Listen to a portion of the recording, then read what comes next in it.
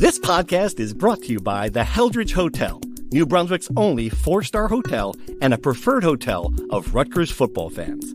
The Heldridge helps you make the most of your game day weekend, providing premium accommodations in the cultural heart of downtown New Brunswick. Restaurants, bars, theaters, parks, museums, and more are only steps away.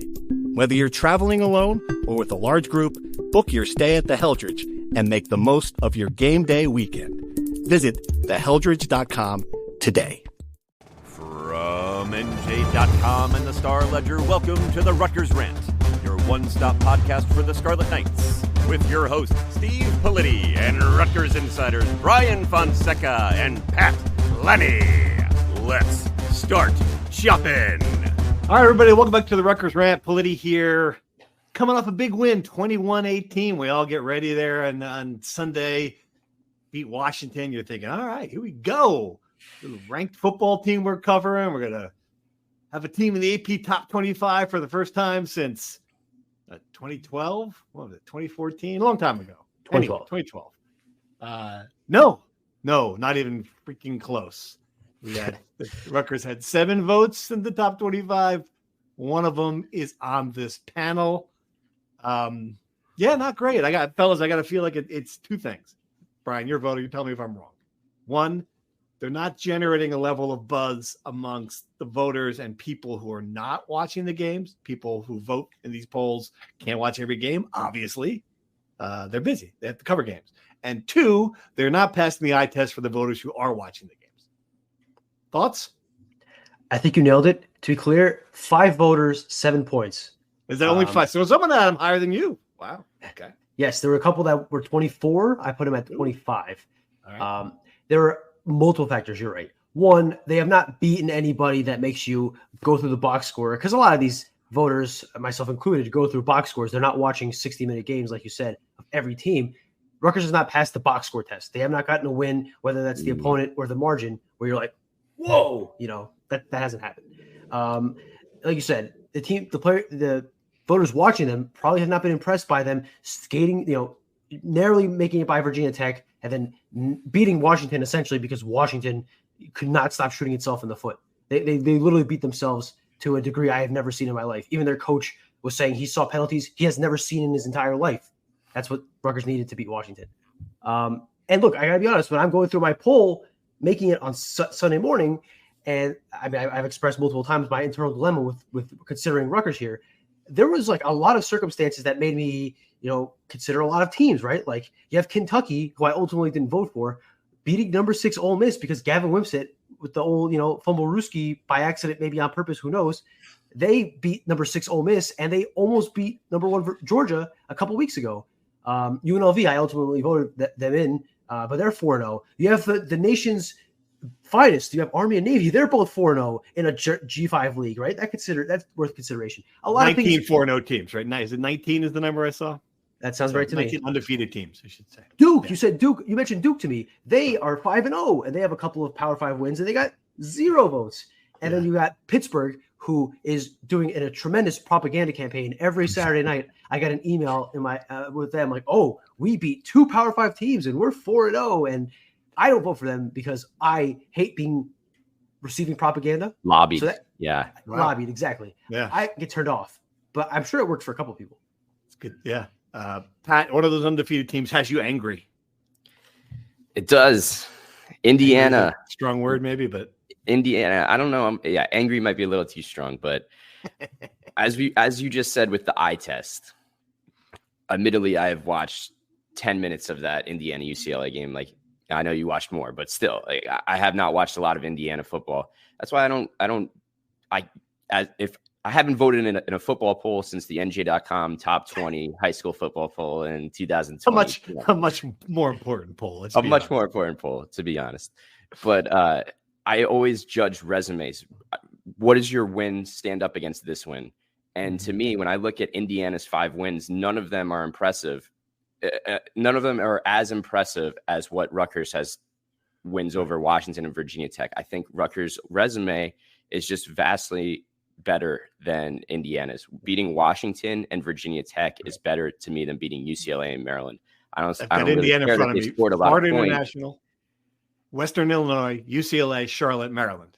So yeah, Right. So all double-digit wins, but yeah. And Indiana's not just in the poll there. I think they're 23 and getting tons of votes, and Rutgers got 7. So I just see a big disparity there, and I don't agree with it at all. As someone who voted Indiana above Rutgers, 2 arguments. One, the quality of wins are roughly the same. They beat a Big Ten, they beat a Power 5 team on the road, and they beat a good, not great team in the Big Ten at home. They destroyed UCLA on the road. They beat Maryland pretty handily in the fourth quarter. And the bad teams they played, they destroyed them. They won one game 77-3. Rutgers didn't score 77 points across. They scored 77 points across his first 2 games against Howard and Akron, right? Like, I agree the quality of wins is not much better than Rutgers. I just think they just beat the brakes out of every team they played pretty much. Right. You kind of have to just shrug it off. I mean, they're on the bubble. They're getting some votes. Haven't done enough. I think that's the takeaway. And it's not, if they were a couple votes away, it'd be one thing. I agree with the Indiana thing. Pittsburgh is kind of a weird one, but this is when this is like we were talking about the Rutgers basketball team a couple of years ago. You're sitting there and you're the last team out. Well, all right. Well, yeah, you went and you lost to Minnesota on the road, or it's just like stuff like that. That's all right. You got you did all you could, but other teams are doing a little bit more. So, and to your point, Brian, 2025 is a complete crapshoot. Just to be clear, for myself and pretty much every voter, 2025 is you could probably put 15 different teams in that slot. Right. A lot of it is. I don't know how much the brand. I know Rutgers fans are worried that the Rutgers brand, people see Rutgers as little old Rutgers from the early days of the Big Ten. Maybe they don't trust Rutgers. I can't speak to that. I would argue if you saw people like Nicole Auerbach on NBC and Anthony Herron on Big Ten Network telling people to rank Rutgers, you cowards, I think there's a little bit of a PR campaign that people want Rutgers to be ranked. So I don't know, but I'm just saying, once you're in that 20 to 25 range of consideration, Rutgers to me is 1 win away. If they beat Nebraska, I think they're getting ranked. They're right on the cusp of it, I'd say. Nebraska too. No doubt. Right. And it is hard to shake that feeling. You mentioned it earlier, Brian, just that they, I certainly at the game felt like Rutgers got a little lucky. In reviewing it, felt like Rutgers got a lot lucky in certain ways with the calls by Jed Fish, who's getting skewered in Washington for some of his decisions, some of the penalties. I mean, the sequence that I kind of forgot. I was in the stands watching it as it unfolded. I kind of was walking around in the second quarter when Washington blocked the field goal, had an illegal substitution penalty on the field goal, gave Rutgers the first time they scored a touchdown.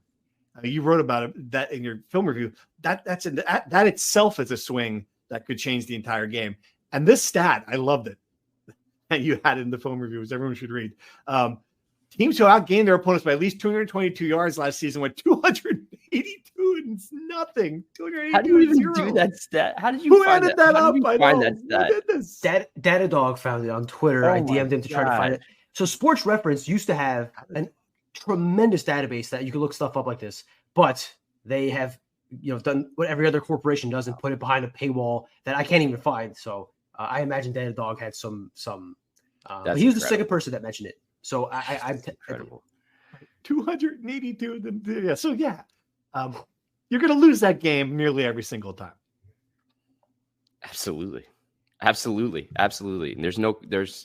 And we'll get into the Rutgers defense and all that later, but that is an incredible stat. I'll let Brian talk about that. I mean, that's just unbelievable, really. Look, to your point, everything that could have gotten right for Rutgers essentially did, right? Every time Washington got a promising drive, they shot themselves in the foot. Their first missed field goal was because they had a 15-yard penalty that pushed them back, made it further, and the kicker missed it, albeit he should have made it, but still. That field goal is egregious. That illegal substitution. That was the penalty Jed Fish said, in my life, I've never seen, he didn't say this, but it's essentially he said, I've never seen anything like this. An illegal substitution while celebrating a field goal block while the ball is still in play. That's a 10-point swing or a 7-point swing because you go from a blocked field goal and recovering possession to the next play. Athan Kaliakmanis finds Ian Strong for a touchdown and gifting Rutgers more free drives, killing their own drives. Some curious 4th and 9, like the first drive they go for it on 4th and 9 near midfield. That felt weird. Some curious decision making. They went for it on 4th down near the goal line. That one didn't work out. Just very aggressive calling from Washington, combined with very, very undisciplined play from his team. Just kind of was the reason Rutgers won, because again, this was a 3-point game that Washington could have sent to overtime if they had a decent kicker. Rutgers should really count its lucky stars. It was terrible execution by Washington. Rutgers also didn't execute at a high level, but Washington came in as a team that, like, its MO is that they're one of the most penalized teams in the country. They had 16 flags against Washington. And, you know, Rutgers is on the other end of the spectrum. That's one thing that at least Ciarrocca's teams have always historically been disciplined. The penalties don't really stack up against them. And it just really made a difference in this game, clearly. It's interesting because on the flip side of it, I thought that Greg Schiano, 1 week after having a game, we're all like, what the heck was that? I thought he called a really good game. I thought his decisions were right. Even some of the conservative ones, when you're punting like the 4th and 1, running out the clock there, it almost backfired with Washington get the ball back, but he did a lot of things well. And then the defense. I mean, I don't know. I mean, you gotta give him credit. They gave up 500 yards, yeah, but also some huge stops. They made the goal line stop. They did stop Washington deep a few times. I mean, they had some really important plays too. So while I'm not feeling comfortable, or certainly not, going into a place like Nebraska with a defense that's given up as much as they're giving up, that's the same token that, the goal is to not let them score. That is the goal. And the other key stat for the defense was that Washington was 2 of 12 on 3rd down.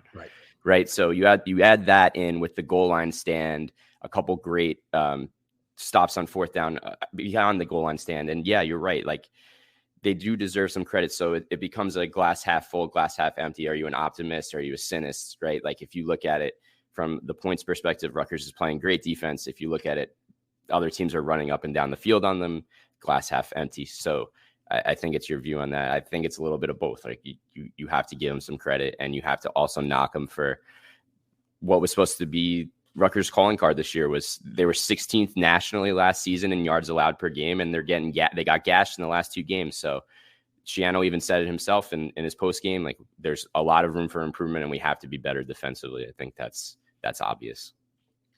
Yeah, I think we talked about this ad nauseum. This team, there's 2 major issues I see. They give up a ton of explosive plays through the air and on the ground, which allows teams to get into the red zone. And they don't create any game-changing plays themselves. They have 5 turnovers in 4 games, fine. And one of them literally won a game against Virginia Tech. Give credit where it's due there. But they're not turning the ball over enough. They're not getting to the quarterback. I should say they're not sacking the quarterback enough. I mean, and it's not for lack of effort. They're blitzing on about 40% of their, of obvious passing downs. And they have 1 sack off of, I think, 131 blitzes this season. Even with Daryl Jabomi, you saw that was a perfect example of the issues. Yeah. He gets right through the offensive line, gets to Will Rogers, touches him with 2 hands, and he just kind of ducks out of the way and completes a 15-yard pass. Like, you need those game-changing plays to kill drives, and Rutgers was not able to do that, which is why Washington would march down the field. And yes, they did get stopped on 3rd down, on 4th down, and in the red zone, because the one area they really excelled against Washington, they had 5 pass breakups, all of which came at huge times. Tyrone Powell on 4th down deflects a pass that would have turned a touchdown into a turnover on downs. Literally saves a touchdown. Robert Longerbeam, maybe the most underrated play of the game. He had a brutal stretch when Washington scored their 2nd touchdown. He made up for it by getting a pass breakup when Washington is driving down to score or to try to tie the game with a field goal. If he doesn't break up that pass, Washington is at the 30-yard line. It sets up like a 44-yard field goal, something like that. Much more manageable, and one that I think Washington makes. So he's a big reason Washington doesn't tie the game at the end. And I'm trying to think. Shaquan Loyal, a 3rd down pass breakup. Like, just Flip Dixon had one that kind of held them back on their scoring drive. Just these plays that came up at opportune times. But again, I think if you're Rutgers, you want a defense that gives up less yardage and creates more havoc. Knocks down the quarterback, gets tackles for loss. 0 sacks and 0 tackles for loss in a Big Ten game almost certainly will not be enough to win. Again, this game was completely special circumstances. It's probably never going to happen again. All right. Offensively, when this game started, I thought Athan had that first 3 throws were bad behind receivers. I was getting that feeling like, all right, we might be back to where we were, where he's better, but still not good enough to win games like this. flipped the script, then made some really big throws, some over the middle throws. The touchdown to Strong was a great throw. And they still trust. I can't say how important that is, that they trust him to drop back on a 3rd and 10 to 3rd and long to make throws like that. Numbers aren't great, but he doesn't need the numbers. It's 14, 24, 115, I think. They just need him to be a competent passer. We're seeing that again. He passed another test for me. Yeah. Sorry, go ahead, Pat. No, you go. Sorry. To your point on trust, exactly. He misses his first 3 passes relatively badly. On his second drive, Rutgers is about to stall, facing a 3rd and 10. Kirk Ciarrocca puts the ball in his hands and tells him to throw it down the middle on a slant to Chris Long for a first down, and he completes it. I don't think that's a play Rutgers calls last year, let alone completes with Gavin Wimsatt at quarterback. I just don't think that just the fact that the play was called, not even that it was converted, is a huge sign in a positive direction for Rutgers. That was across 4 games. He has now converted 5 third downs of at least 7 yards with his arm, 5 times in 4 games. Rutgers converted 8 of those all of last year, right? And I think they had 37 pass attempts in those situations. Athan is a guy that is not going to beat opposing teams with deep balls and impressive athleticism. He didn't attempt a 20-yard pass or longer for the second time in 4 games. But he's going to make the key throws. He's going to move the ball. He's going to make right decisions. It looks like he's getting them in and out of the right play calls. And if his receivers helped him out a little bit, KJ Duff is a true freshman. It's his 4th game. You could understand. He had a clear touchdown if he catches a ball that hit him right on the chest, right in the numbers. Maybe not a touchdown, but at least near the goal line. Like, he had a clear lane to run into. And there was another drop that Kenny Fletcher, not as bad, but it was a short pass that he had some space to run into. Again, just missed opportunities there that could have helped add to the 115 yards, which is not, not huge. And again, I just want to throw this out there. I don't mean to steal Pat's thunder if he's going to bring this up later, but another game, another screen pass, another successful screen pass. Ian Strong flying through the heavens on a screen pass to get a first down. The Rutgers Rant, and specifically Pat, because he's been on this train for a long time, has revitalized the Rutgers offense by introducing the tunnel screen. It's incredible. And maybe it's just because the NFL has such athletic linemen that get out into space, but you watch football on Sunday, and there are so many screens to the running back, and it's such a successful and easy play, and you see it on 3rd and long, and it works. But I just don't know. Maybe it's just Rutgers doesn't have the athletic linemen to get out into space. I don't know. I don't know what it is, but Rutgers has still never thrown a screen to a running back under Ciarrocca. Yeah, I've watched every game. And it's not happened. The tunnel screen is a great play, though. Yeah, we're gonna have to change it. We Rutgers Rant brought back the screen pass, but however, I've got some bad news. We did not kill the horn. No, we did not kill the horn. We did not. No, it was horn in full, like, national TV game, and it's clear. Absolutely, Brian. You've said this a bunch. I've kind of gone back and forth on it, but clearly, the horn exists only to censor the students who are chanting F Penn State. It's gotta be what it is. I mean, that's the big thing, because the horn was absolutely over hornation, crazy horn level. People complaining about the horn. You want to talk about the atmosphere, though, because that is a minor thing. And I put this in the notes. Like, I get when I bring up my weekly tweet about the crowd that people seem obsessed with. When I tweet, like, oh, come on, Rutgers, where are you? What? Like, one week I got a response that was like, well, what do you want? This is what I want. This is it. That was the crowd. That's it. That's the atmosphere. That's the people there early. Student section jammed. I mean, I get it's a night game, so they could do a little more entertainment wise, but I mean, A++ for the stadium ops group, PJ Mullen and his crowd. It was just a professional level production. It rose to the band. You remember when we used to talk about the band, like the best thing the band could do like 10 years ago? It would do the R in one direction, and then it would flip. Ooh, they're flipping the R to the other side of the stadium. Now they've got like a light show. They turned the lights off, and it's just stuff going on. The sound's great. The band sounds great. Fireworks got going up there. The sing-alongs were great. And it's funny because I got this comment from a couple people who are like, it didn't seem like the crowd was engaged as much in the game. as they have been for some other big games. And I kind of got that feel as I was walking around because it felt like a cocktail party, like big crowds they have like, they take on the vibe sometimes, like the Louisville 2006 crowd was, everyone's like, oh my God, I can't believe we're here. This is so great. And then Penn State was just angry, like, we are so mad at I was like, everyone was angry. And this one was kind of like, hey, look, we're back. This is cool. Yeah. It was like a social thing. That's okay. You're still okay. there. That's okay. You don't have to live and die in every play, right? I don't know. I just thought it was just overall just one of the better crowds I've ever seen. It felt like an absolute party, more so than like a intense hanging on every moment. And that's fine. Like, right? Like, that's totally fine. That's great. I would argue that's great, right? Like, they put New Jersey on full display. And one of the things Greg Schiano said afterwards was like, we want to make New Jersey a place where college football is special the way it is in the SEC or Nebraska, right? Like, Rutgers and New Jersey gets dogged because, there's so many professional teams and college football can't exist in this market. What you saw Friday night is a perfect example of this is going to be a popular ticket. It's going to be fun to come to these games and everything. And maybe you're going to get a good product on the field too, which at the end of the day is all that really matters. But yeah, the song choices were fantastic. The turning the lights off, people flashing their cell phone lights, like Dream On was really cool.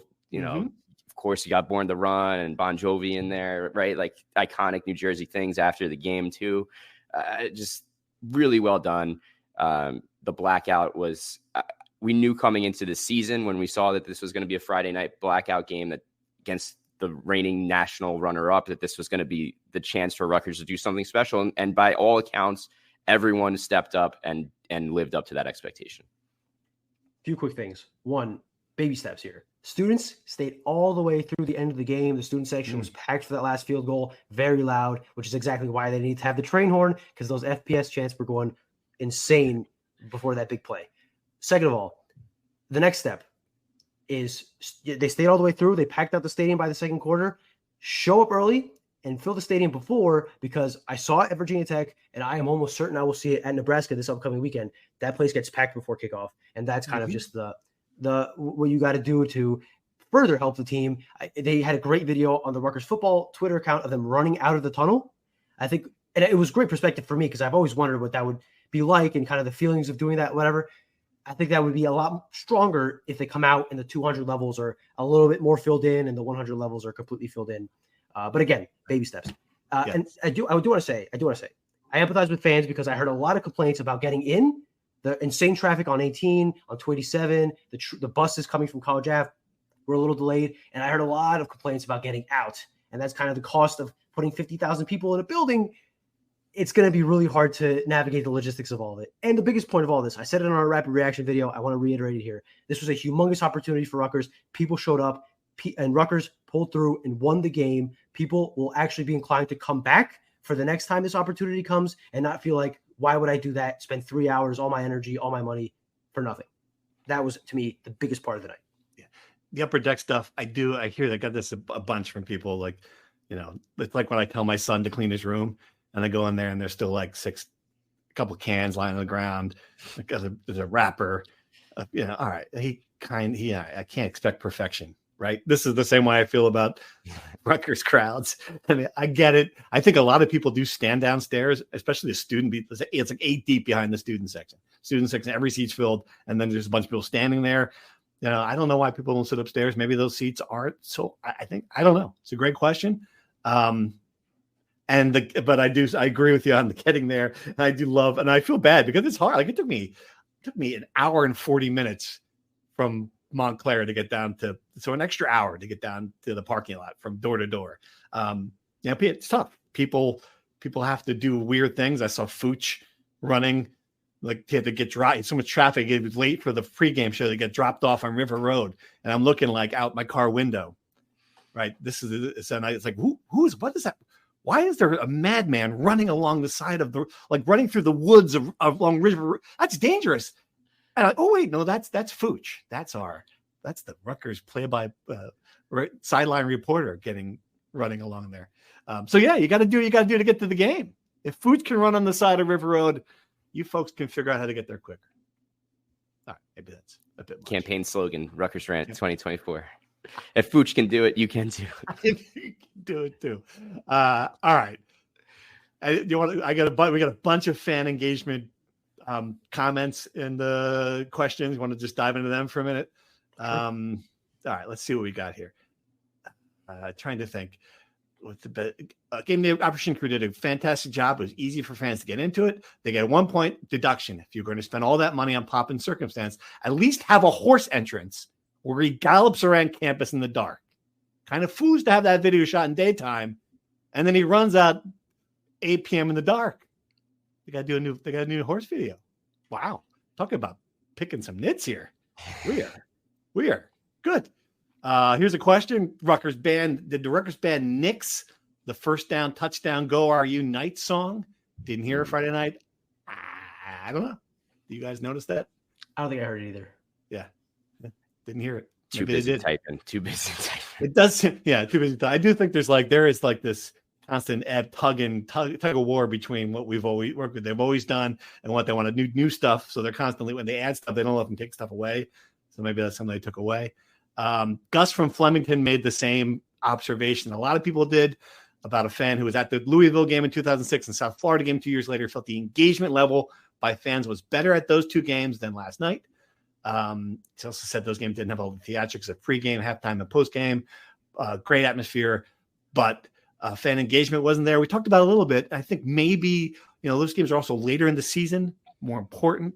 Maybe we should check back on this. If Rutgers is sitting there at 7-2 or something later in the year, with games might mean more. Sure. I did notice less RUs going back. I remember the Louisville game, right, nonstop, really powerful. Hearing that ring out through the stadium and the echo of that being an iconic moment, along with the storming of the field and all.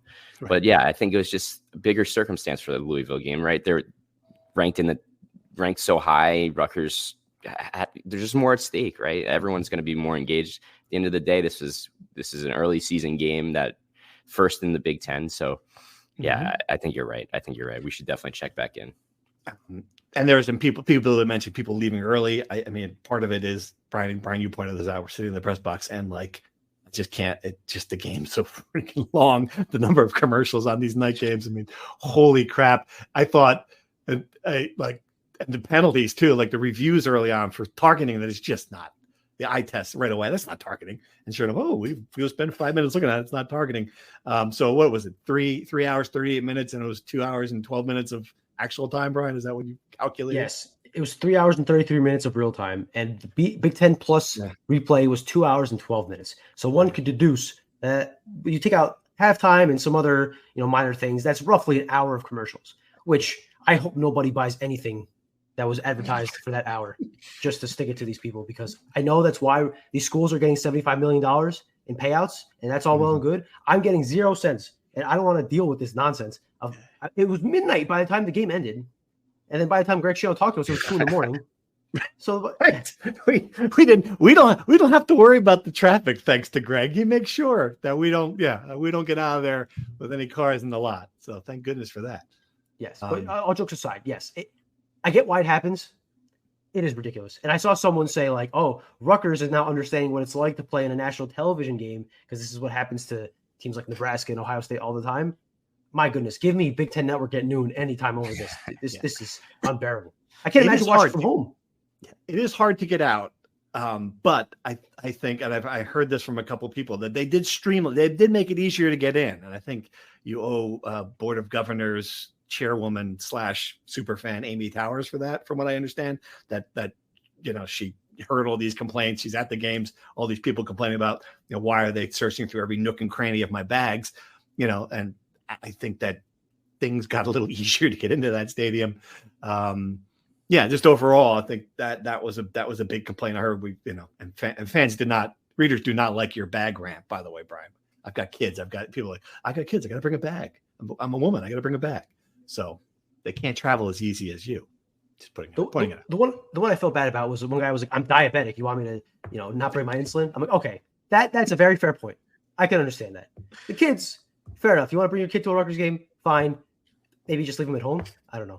But you're right. I don't have any kids. I don't understand. I don't understand the logistics of getting a babysitter. I empathize. Fair enough. Maybe I was being a little hyperbolic. Shocker. But just leave your bags in the car. Yeah. I have kids. I wouldn't bring them either. It's a lot of work. Everything's a lot of work with kids.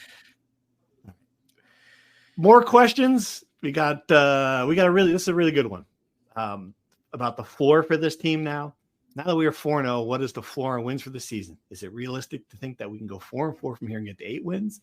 Is more than 8 wins now a realistic possibility? Pete from Dallas. All right. So I went into ESPN's does the little matchup predictor thing. And I was not surprised, but certainly, ESPN's bullish on you getting at least 8. And according to that, right now, Rutgers is the favorite in the matchup to go 9-3, which is, so obviously pretty bullish on the Scarlet Knights. The 3 games they're not, they only have a 15.9% against USC, 34.1% against Nebraska. And I was a little surprised, but this is the low number. Maryland, 36.2%.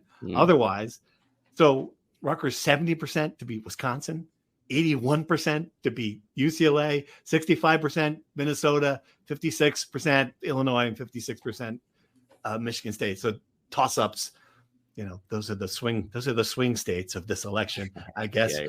But for the most part, I think the numbers say that the floor in this team, it's certainly a bowl team.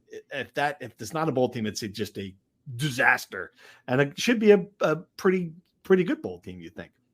You would think. ESPN actually in that same FPI poll says that Rutgers has a 96% chance of getting the 6 wins and becoming bowl eligible. So that's 96% at this point. So that's pretty high, and think about this, right? Rutgers preseason win total for betting in sportsbooks was 6.5 wins.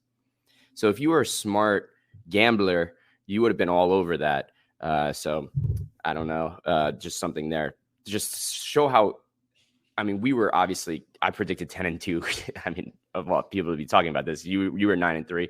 Brian, I think 8-4. So we were all bullish from the start. I think this is exactly. We all predicted a 4-0 start. I think Rutgers has played up to what we thought coming into the season. I think people on the outside that look at little old Rutgers and Rutgers 72-0 against Michigan type Rutgers are now realizing that, hey, this is a pretty good team. But if anyone was paying attention, everyone was saying this, right? Like we wrote 100 times, this ESPN analyst said this magazine has predicted this. So I think everyone, I think the floor and ceiling remain the same in my eyes. I totally agree. And I think a big deciding factor here is the next 4 games before the next bye. You have at Nebraska versus Wisconsin versus UCLA at USC. If you win 2 games there, which I think Rutgers really should, I think they should beat UCLA, and then I think they should steal at least one of the other 3. Then you're in a great position to get 9 wins, maybe 10 wins. If you go 1-3 somehow, then we're talking about 7-5, 8-4 probably being the ceiling. I tend to think they'll win at least 2. I'll put my money on UCLA, obviously, and one of the next 2 games against Nebraska and Wisconsin. I think you do that, you remain on schedule, and you could be at 9-3 and going to the Citrus Bowl or something like that. Obviously, I watch because of, again, another Friday night game gives you the opportunity to watch the other actions. Watched a lot of Nebraska. It was 3-0 at halftime against Purdue. I was just again claw between that and the Jets game. Just claw my eyes out watching football. Obviously, they played a lot much better in the second half. Blew them out. You saw their skill there. Still have a great quarterback. Still have some good skill positions, but they're not. They're not Ohio State. They're not Penn State. They're not even Michigan back, and they're not great. And the other one, watching Wisconsin. I get it, a higher level of competition, but they didn't look good. So I think we've talked a lot about the schedule, but once again, the results are bearing it out that this is certainly the most favorable Big Ten schedule Rutgers has ever had by a long shot. Wisconsin, to me, sorry, go ahead, Pat. One other quick thing, when we were talking about ESPN's computer algorithms, and the rankings are just sometimes these computer algorithms are just mind blowing, right? SP Plus from ESPN has Virginia Tech still ahead of Rutgers by 1 spot. I cannot stand when you have a team that wins head to head and is still behind them. That just kills me. Of course, we didn't get to watch the full Virginia Tech Miami game, right? They did all they could to push a really good team to the wire. Maybe should have won the game, whatever. But that eye test is just so ridiculous to me. That Virginia Tech and your upset over Miami is what kind of put me over the edge to vote for Rutgers, if I'm being honest with you. I was going to vote them in if they beat Miami. They almost beat Miami. Controversial call at the end, whatever. Yeah. Anyway, I see your point. I totally see your point. Rutgers won head-to-head. They should be ahead of them in the computers. Wisconsin, to me, is interesting. They're down a starting quarterback, but this is Wisconsin we're talking about. They've never been a quarterback-led team. They're going to run the ball down your throat and be bigger than you in every other position. But it's hard to get a gauge on them because 2 of their losses are against top 15 teams. They lost to the number 1 team in the country in Alabama, who looked like a juggernaut against Georgia, and then they lost against USC this weekend. So I have a hard time gauging how good they are. I was pretty surprised at that number you threw out, Steve, from the FPI, that Rutgers is favored against them. I know they're home, but 70%. Yeah. That's too much to me. I think Rutgers will be maybe a pick-em, a slight favorite, but that's going to be if Rutgers beats Wisconsin, we're talking about statement wins. Beating one of these teams that's always been good to great in the Big Ten, that to me would be a real sign of Rutgers taking it to the next level. All right. We had a lot of comments and questions about the defense, and it's funny because like everyone's got it speaks to what's going on with the defense that everyone seems to have a different theory of what's wrong, and it's all 3 position groups. Like, how do they fix the secondary is one of them. Our D line looks too small. Another one. The other one's like, is it me or our linebackers have a bad game? So that's, that does speak to it.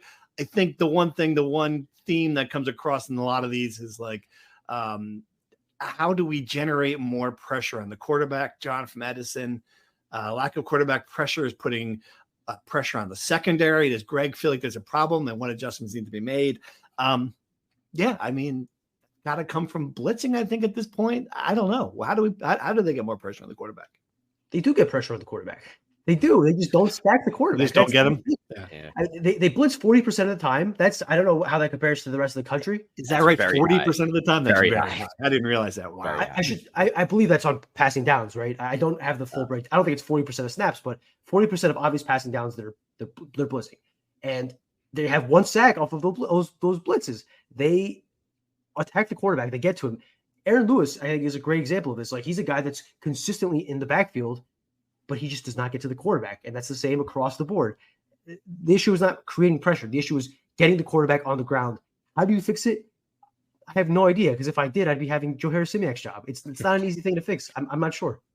I remember I'm going to say excuse, because the excuse early on was, okay, Howard's quarterback was very fast, very athletic, tough to bring down, couldn't get to him. It is what it is. Kyron Drones, athletic, tough to tackle quarterback. But here is Will Rogers, a guy that's a pure pocket passer, and they still couldn't sack him. So that is very concerning to me. You can't make that excuse that he was outside the pocket and you're chasing him and all that, right? You had every opportunity. Dariel Jabome, he said it before, had him, couldn't bring him down. Aaron Lewis, another example. It's above my pay grade to steal a line from Governor Murphy. I just think that at this point, 4 games through, it's a very clearly an issue. It was an issue that Greg Ciarrocca mentioned in the preseason, so they are aware of it, and they just haven't fixed it. And in fairness, it's not like they added some premier pass rusher through the transfer portal, right? They were kind of hoping that the development would work for guys like Wesley Bailey and Aaron Lewis, and just so far it hasn't. And they've won 4 games without sacking the quarterback, right? So it hasn't held them back yet. But at some point, it's going to cause them to lose a game because a quarterback is going to run roughshod on them and throw for 500 yards because they just can't get the quarterback on the ground. Yeah, and could be this week. Yeah, right. If you're facing, you're right. Recipes there. You just go back to remember the season opening press conference with Schiano talking about how much Mo Touré's absence or season-ending injury, how much that changed things for this defense. You think about a great pass rusher, a guy that brings a lot of stability to the linebacker experience to the linebacker core. That's certainly a big part of it. And but yeah, the grand scheme of sacking the quarterback is a big issue is now a season and a half long, so it's still unfixed. With the quarterback, we have been talking for years of like there are hundreds of quarterbacks across the country who could hit a simple pass down the middle of the field. Why can't Rutgers get one? It looks like Rutgers this year did get one. And I guess the inverse now is there are hundreds of edge rushers across the country who could beat a tackle and get to the quarterback and get him down. Why does Rutgers not have a guy who can do that? It just seems I really am scratching my head consistently at this conundrum. I just do not understand why they aren't able to get the quarterback down. Conversely, right, Steve? Rutgers always had great pass rushers and guys that was kind of an identity of Rutgers in Schiano 1.0, creating havoc on defense, right? Yep, no question. Absolutely. Yeah, that's why I think it surprises me. Why I am surprised to hear that number of blitzing. Yeah, it's I'm not ready. I guess I will say this. I'm not ready to throw in the towel on it. Like, it's still a relatively small sample size, although a couple of those opponents obviously are not high-level teams. Let's see what they do in the next few games. You know, I don't think that this is not a Nebraska offensive line from Tom Osborne days. It's certainly not a Wisconsin offensive line. They lined up for like a 4th and 1 in the shotgun. And I think half of the cheeseheads must have fainted when they see that. It's like, what happened there? So yeah, I mean, maybe it's a matter of circumstances, and they'll rise to the occasion in the next couple of games. So to be clear on the blitzes, it's 40% of dropbacks. That's the number. 40% of the time that opposing quarterbacks drop back to pass, Rutgers blitzes. Just wanted to be clear. I said obvious passing downs. It's very high still. I would think it's very high. So. Yeah, crazy. Yeah. All right, let's dive into some other stuff. Raj G on the Twitter had a question. Why didn't Schiano use Sam Brown in that last drive to get the first down? And Monunga had 27 carries, and they still used him to run 3 times and failed to get the first down. Would have thought the fresher back would have been the option there. A lot of people retweeted this. I get the sense that people thought that this was a valid question. Ball protection. I think they trust Kyle Monunga not to fumble. And obviously that's a situation where you do not want to turn the ball over. And they just think the two backs are very even. I don't think interchangeable. I mean, we talked about which one had the better run. Certainly Kyle Monunga had the bigger workload, but I'm not surprised by that either. You know, what do you guys think? I'm not surprised by it either. Monunga's more experience. You know, they're both great between the tackles. And wasn't on second down, wasn't a read option, and Athan pulled it, so it wasn't 3 straight running back runs, right? I think Kaliakmanis ran it on second down. Correct. So, yeah, I think Monunga's the guy in that situation for me, for sure. I think it's a fair question. I really do, and it made me think about it when I saw it. I think you're right, Steve. Like, Kyle Monunga is the more experienced, better player. He's the better running back, and you want to get the yardage. And this team, in almost every facet, is more conservative. They would rather keep the ball and punt it away than risk fumbling the ball if that means a better chance of getting a first down. I think Sam Brown might have been the better option because he is the big bruiser back who gets the tough yards in a situation where Washington knows you're going to run the ball. It's not a bad choice to go with Kyle Monunga, though. The thing you say, I mean, that obviously the highlights of the 2 runs that we kind of jokingly talked about. I put a poll on the Facebook on the Twitter page is asking which was the better run. Most people agree with you, Brian. The better run was the Kyle Monunga 40-yarder where he broke 4 tackles, made a spin move. It was just incredible. The thing that amazed me about the Sam Brown run was that he knocked the guy, like bulldozed a linebacker, I think, maybe a safety. I don't know exactly. And then outran a smaller guy to the end zone, which to me was like, and we have Andy Mills photos, a great photo of him where he looks like he's on one foot. Like, how did he keep his balance there? The guy is physically talented on a different level, probably more so, certainly just a physical specimen than Kyle. Interesting. Yeah, that's why you're glad you have both of them. You don't have to. Yeah. You don't have to pick. We don't have to pick a better one. I love both my kids the same. All right. One-two punch. It's a one-two punch. All right. Some other questions. This is a fun one. Black uniforms. Since there are so many red teams in the Big Ten, What about making our official uniform the black ones? They're the best looking helmets we have. What do you think? John from Edison. We could call them the Black Knights. Is there any other team named the Black Knights? Be good. Scratch. Oh, yeah.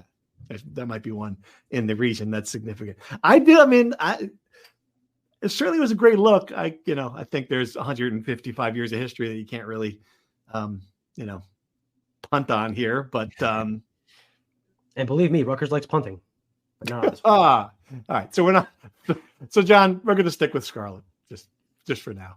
All right. Another question Eric wants to know on the Twitter is the lack of a punt and kick return game because of a lack of a late returner, prioritize the punt block, or an ultra conservative method of preventing turnovers.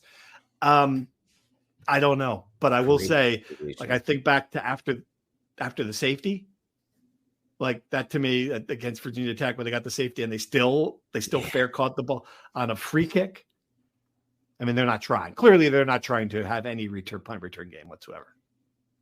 It's so true. And it's really fascinating too, because we kept hearing Ben Black is this so fast, going to be a great returner.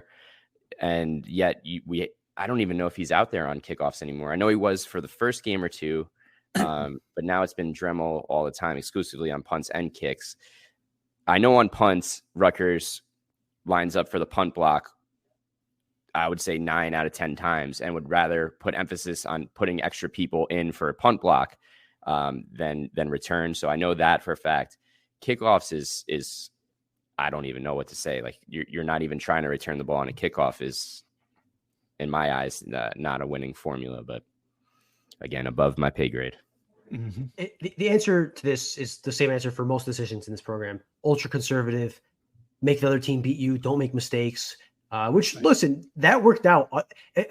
You could say whatever you want about that philosophy. That was the reason Rutgers won on Friday. They did not make mistakes, and the opponent did. Now, I do want to ask you guys this, because I mentioned it in the press box, and I said I'd bring it up in the pod. Washington punts the ball, or kicks the ball. No, punts the ball at the end of the game, and Christian Dremel is at the goal line, and he fair catches the ball. And I'm screaming, why didn't he just let the ball go out back through the back of the end zone or through the sideline? Right. I can't believe you're bringing this up. I am, because what if he muffs it? What if he muffs it? This is the thing that Fuchs is going to mention on, because you're just so wrong about this. What do you mean? What if he muffs it? What if the ball bounces and Washington has a gunner who catches it? Then it's first down Washington. It was the corner of the end zone. Kickoff. This is not a punt. It right? was. First of all, it was not even close to going in the end zone. That ball was going to bounce at the 1 or the 2. Maybe it bounces into the end zone, right? But there's also a chance that it bounces the wrong way, hits someone. There's a million. Could have been a 60-yard onside kick. It was a kickoff, not a punt. That was the problem. Yeah. Yes. Right. Yes. Yes. I still think, I feel very strongly about this, that you got to let that ball go out of bounds so you can get to the 35 or behind you. Because this is so much worse than Virginia Tech -10. So much worse. It's totally worse. This is a very simple one. It's stunning. Yeah, it's like, we're not going to talk about that, because then people are going to question our football credentials the rest of the year. And then you brought it up. I did say I would bring it up, so I did bring it up. And listen, I'm giving everyone a chance to rag on me. Fair enough. Yeah, right. Yeah, if that's what you want. If that's what you want, that's right. But I'm not bringing this up as a troll or anything. I sincerely believe this, and I think there will be people that agree with me. I really do, but we'll see. Okay. I think this is a Twitter poll. What's worse? Virginia Tech -10, failing to catch the kickoff, opting to not catch the kickoff. I will clip the video and post it on Twitter and have a poll on our Rutgers Rant Twitter account, and I think I will win the poll. Okay. I'm gonna take a side bet on that poll. We only have like 15 people voting on that Twitter, so there's a chance you might win it, but you're wrong. It's the word I'm looking for. Baby. Wrong. All right. Where the heck was I? Special team. Yeah, I mean, special teams. Rutgers wasn't great on special teams, but I mean, talk about seeing some bad special teams play. And I guess it trickled over to Sunday for me, because I watched the Jets game where both teams missed a field goal that should have won the game for them. Well, eventually, obviously, the miss did win the game for the Broncos. But yeah, I mean, Nebraska couldn't hit a field goal. I mean, Washington couldn't hit a field goal. There's a lot of bad operations out there. So on some level, Rutgers should be, grateful that they're. Go ahead. And Jacob Anderson was really good in this game. The Rutgers punter had some really good kicks in this game, and definitely deserves a shout out. He was good. He's been very solid. I thought maybe I was a little skeptical first game or two, but I thought he had his best game. And I don't have the stats in front of me, but I think his stats are going to show that he had a great game. But just from the eye test, I thought he was exceptional in that game. All right, we're running along. I want to start. We'll try to get more questions for the end of the week pod when we preview the Nebraska game. But I want to talk about the hoop scrimmage because I have not talked to you, Brian, about it, and I'm curious myself. Give us the 4-1-1 hoop scrimmage Saturday. Nice crowd. What are the takeaways? Yeah, great crowd. First of all, I mean, 1,500 people, probably 2,000 on a rainy Saturday. People fired up to see Ace Bailey and Dylan Harper, and I thought they lived up to the hype. I think they didn't have crazy stat lines or anything, but some really impressive drives to the basket from Dylan Harper, which was his calling card in high school. And I think it's encouraging to see him do it against, a competent, good college basketball defender in JaMychal Davis, who, by the way, to me looked really improved from last year. I was impressed with JaMychal Davis. Again, one scrimmage, hard to take big picture, but he stood out to me. Ace Bailey and Dylan Harper, Steve Peichel consistently talks about how great they are as passers, and I always brush that off because it seems like Steve wants to talk about anything other than scoring, but I got to give it to him. They were exceptional. Ace Bailey should have had 3 assists in the first half where his teammates kind of bobbled the passes, but I think it was because the passes were so next level that they just were not expecting them to come. Just exceptional. And that's something that I would have attributed to Dylan Harper more than Ace. Me too, about to say that too. Yeah, I know that Dylan Harper is a great passer. I am surprised. Very interesting to me. Not that he shoots. You wouldn't have guessed that. Huh. It was very, really, really impressive stuff that I saw, really stood out to me. And again, it's a scrimmage. Maybe he's feeling a little trying to put on a show. Some questionable shots from Ace Bailey. Again, that's going to be an issue that's going to last all season, I think. Just kind of the cost of doing business with a top 5 NBA draft potential pick. Dylan Harper looked controlled, had the ball in his hands most of the time, and looked really, really good. And everyone seemed to be enjoying themselves. Questions I had, shooting was not great outside. PJ Hayes hit 2 of 3 on threes. Everyone else really struggled to hit some threes. I'm curious to see how good this team is on the perimeter. That to me is a big question. Center, neither of the guys really impressed me. Frankly, the first half, I was really concerned about Emmanuel Ogbole. Got better in the second half, kind of eased some concerns, but I'm just not convinced by either of those guys yet. I don't think. You don't think Somerville's got a shot because there's a lot of buzz about him. People are asking. I saw that. I think the prevailing theory that he can ramp up and become a starter by January is possible, but I think he gives up a lot on the defensive end, and I think Ogbole gives up a lot on the offensive end. And I think if you could fusion both of them, as I said on a previous episode, then you'd have a pretty good Big Ten center. But Lathan Somerville is much more of a perimeter center. He shoots more shots mid-range. He took a 3. Didn't really bang inside with Ogbole or Martini, whereas Ogbole is a guy in the paint. He's going to get the ball, try to dunk it, try to shoot over his defender. And again, he struggled, missed a couple dunks. Some worrying signs in the first half, I'd say. I'm not writing the guy off just yet, but I had concerns coming in, and they only got worse. And then the supporting cast, Jeremiah Williams looked okay. He looked roughly what he was last year, which I think is good. Again, PJ Hayes looks good shooting threes. Zach Martini was not very involved offensively, but you can kind of tell he's like one of the leaders on the team, moving guys around on the floor. Bryce Dortch had a couple of nice cuts to the basket and finishes, which is encouraging. I don't think he'll play much this season, but it's good to see him having some life there. And Dylan Grant hit a 3. I think he'll play a bit of a role. Tyson Acuff didn't play. I know I'm all over the place. Do you have any specific questions about the scrimmage? Nope, you covered them. I was curious about the center position to see how that looked. They looked head to head. I guess the question is not answered and probably won't be for a while. So, yeah. If people want to get a look up for themselves, I uploaded highlights from the scrimmage, pretty much the entire scrimmage, on our Rutgers Rant YouTube page. Check it out. I think aside from the 1 or 2 play where I forgot to switch the sides of the court, so you missed it. Most of it's there. Make observations for yourself, but those were, I think, the takeaways for most people watching on Saturday. The other thing, we're not forgetting this, but the other thing about the 3 they're missing from 3-pointers, that doesn't surprise me. They couldn't make a layup last year either. Like the fact that you've got 2 guys who can hit, around the basket. Like we know Dylan Harper is just an excellent finisher from watching him at Don Bosco. It's no small thing, Pat. Free throw shooting, which is right. Shooting. So Right. yeah, curious about that. But yeah, excellent finishers at the basket, obviously, and Tyson Acuff as well, right? He's a good finisher and scorer in general too. So maybe when he comes back, that'll be a nice addition. Mm-hmm. Yep, for sure. Free throws were okay. I think I had it at 13 of 17. I might be off. I did the numbers unofficially, but it wasn't terrible. And the numbers at the rim, I didn't calculate them.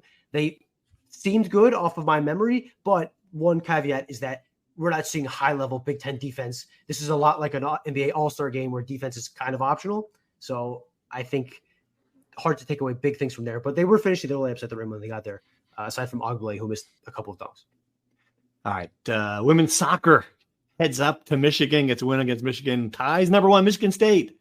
8 straight games without a loss, ends the weekend tied for first place in the Big Ten with Iowa. Still not ranked. Is that right? I don't think so. I haven't seen the women's soccer poll this morning. Not something I wake up looking at. Wow. Why not? Huh. Talk about an outrage. That's more of an outrage than the football team. That's crazy. First place in the Big Ten. Mike O'Neill should be fighting mad. Sorry. Yeah. So no, it's fine. They're undefeated since Gia German. They still have not lost the game since Gia German. 1 went on the Rutgers Rant, and 2 had the incident at UMass. Just saying. And field hockey beats number 7 Iowa. Wow. Best win of the weekend, I would say. And they're not having a penalty shootout. I actually watched that before I left for the football game. I was like, I'm gonna stay till the end. I was like, the traffic's gonna be bad. I'm staying to the end. It was Rutgers got up early in the game. Iowa battled back, and then it went to a shootout, and Rutgers prevailed in the shootout. That got Rutgers back to a 500 record. So I think they're 4-4 in field hockey. So they're not ranked either. But they have a huge opportunity. Northwestern coming up this week, who's number 2. Yep. So that loss, it was an important win for field hockey as well, because they just lost 2 one-goal games to Princeton and Maryland, who are both in the top 25. That Princeton Rutgers field hockey connection in the Lanny household is a big deal. So we haven't talked about it since it happened. What's going on, Pat? Bragging rights all over the place? Yeah, big time. Yeah, so we'll see. I've been getting dogged. I can say that. The kids wearing Princeton uniforms and stuff all over the house. Yeah, but that's okay. You can strive to be an Ivy Leaguer in the Lanny household. Not that I am, obviously. You can hear the way I speak on this podcast.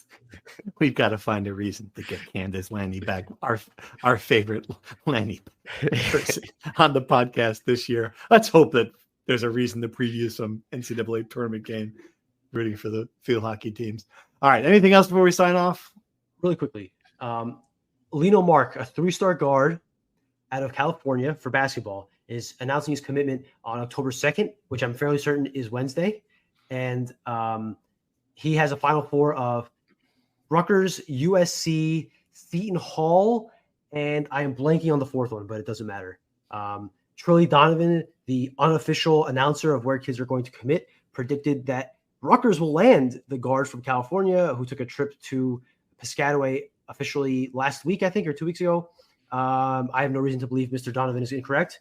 So if that comes to fruition, he would be the second commit of the 2025 class. That's all I got. All right. Good job this week. We'll be back later in the week to preview Nebraska. Thanks for listening. And kids, please catch your kickoffs. Do not let that bounce, despite what you've heard in the podcast. We'll see you later in the week. Thanks for listening. Thank you for listening to the Rutgers Rant. To participate in the conversation and receive live updates about the Scarlet Knights directly to your phone, sign up at NJ.com/insider.